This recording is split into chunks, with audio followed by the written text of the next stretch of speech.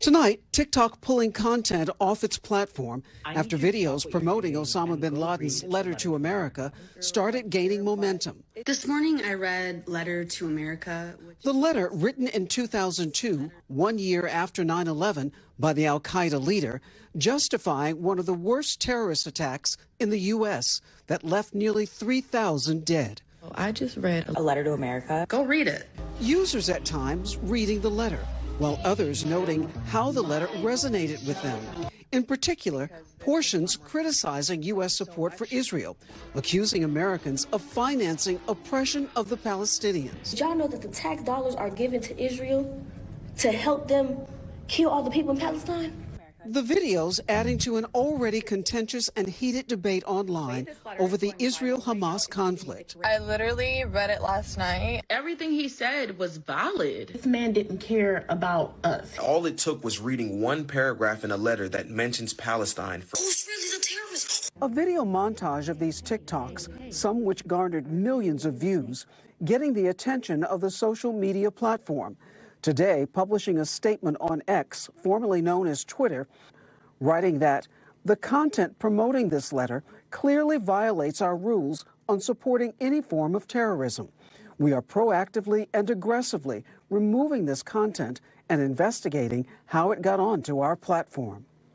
The Guardian, that originally published a transcript of the letter in 2002, has now pulled the text from their site, saying the letter has, quote, been widely shared on social media without the full context. I can't believe I have to say this, but you all need to stop shilling for Osama bin Laden's letter to America.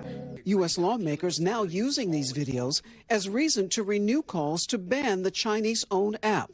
And tonight that concern reaching the White House, releasing a statement on the alarming trend, saying in part, quote, there is never a justification for spreading the repugnant, evil, and anti-Semitic lies that the leader of al-Qaeda issued just after committing the worst terrorist attack in American history. No one should ever insult 2,977 American families still mourning loved ones by associating themselves with the vile words of Osama bin Laden. While TikTok has taken down bin Laden's letter to America, that may not end the controversy or stop social media users from accessing other platforms to share the letter. Tom? Rahima Ellis for us. Rahima, thank you for that. For more legal analysis on what this means for the app and other social media platforms, I want to bring in NBC's legal analyst, Angela Senadella. She joins us now live on set. Angela, we wanted to have you on this because you have a huge following on TikTok, more than 1 million followers. When you saw this trend take off, what did you think? Well, it's horrifying. Obviously, it's not something I agree with, but TikTok primarily, it's social. It's not educational. It's not news. It's almost like a giant game of telephone. That's what it is.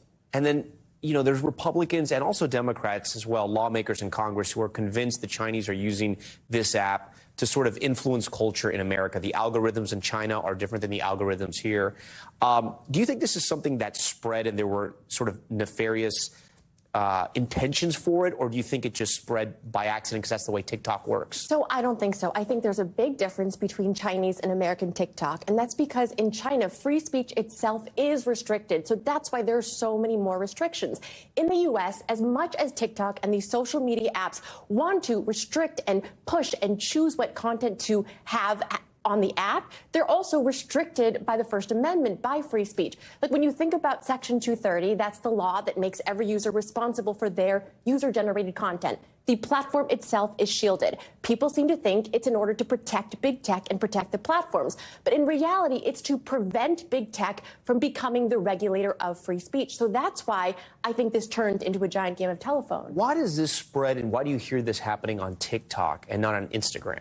Well, I think TikTok is just faster. Everything is amplified. I mean, I think it's like a rumor in a high school. All the kids are on TikTok. And if you hear rumor, that's why it spreads. And then, but do you think the algorithm, I want you to explain this to me, and our viewers, is it Is it pushing this because more people kept clicking on it? I mean, why did it become so widespread, I guess is what I'm asking. Yes, that's exactly it. But I really can't say that it's different from other platforms because all the other platforms are trying to copy TikTok's algorithm. So if anything, they're all doing the exact same thing right now. But were people engaging with this letter? Someone posts it and people start engaging and liking it? I mean, how does it work? That's exactly right. So it's engagement and it's also watch time. So the percentage of the video that is watched by the users on their algorithm then will blow it up further. So first, TikTok will send a video to a few hundred people. And if those people watch that video all the way through or keep rewatching it, then it will continue to amplify. But that's always why it tends to be shocking content like this that people watch all the way through. So then